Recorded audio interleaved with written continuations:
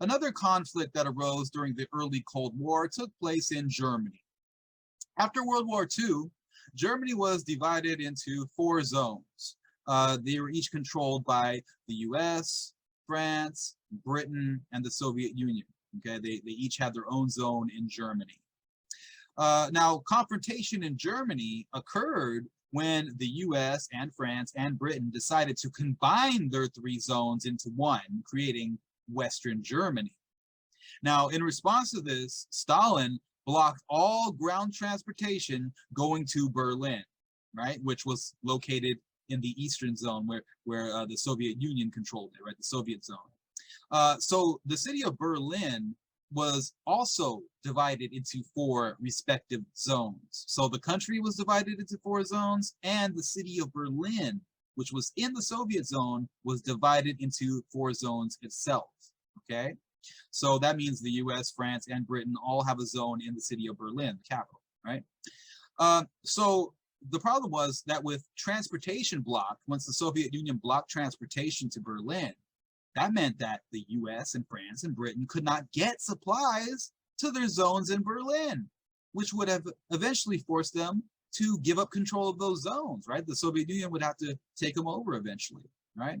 But that didn't happen because the Western powers began to fly tons of supplies in to their zones in Berlin, and they had to do that for almost a year.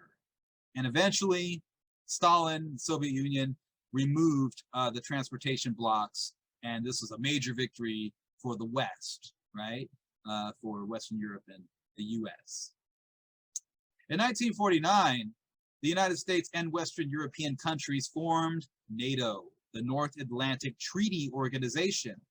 And NATO's prime purpose was to create a military alliance in case of Soviet aggression.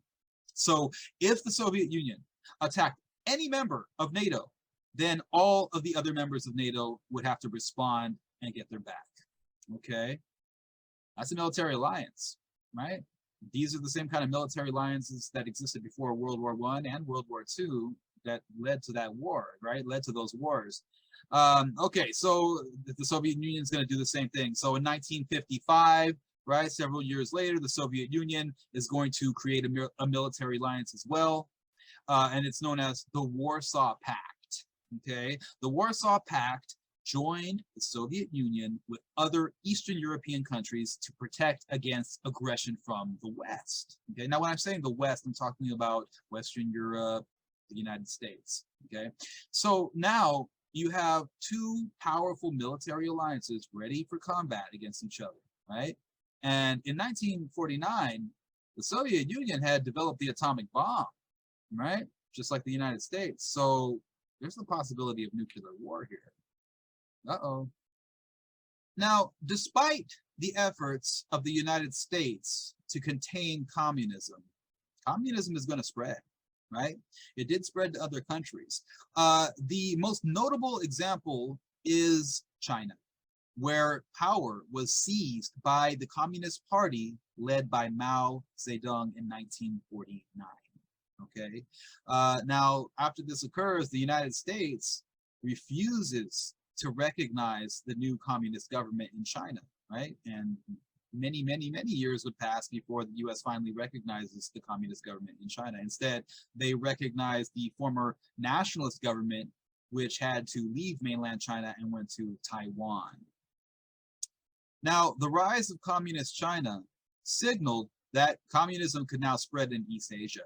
And in response, the US Congress is going to pass NSC 68, which allowed for a massive amount of military spending as the US prepared for possible future conflicts. All right. Now, let's get to the Korean War. This is a big one. This is an actual hot war that took place during the Cold War, but it didn't involve the United States and Russia going at it head to head.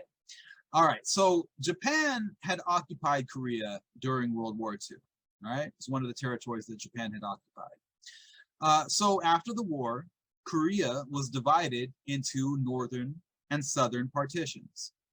The north was controlled by a communist government, okay, North Korea. And in 1950, North Korea invaded the South in an attempt to unify the country. The US decided to get involved to prevent all of Korea from coming under communist control, right? That's the policy of containment. So US troops are going to get involved, and they will successfully push the North Korean forces back deep into North Korean territory, almost going all the way to China. Now, at this point, Chinese troops are going to enter the war to support the North Koreans. And the war is eventually going to enter into a stalemate, right, where one side, neither side is going to be able to move the other. And eventually, both sides are going to agree to a ceasefire.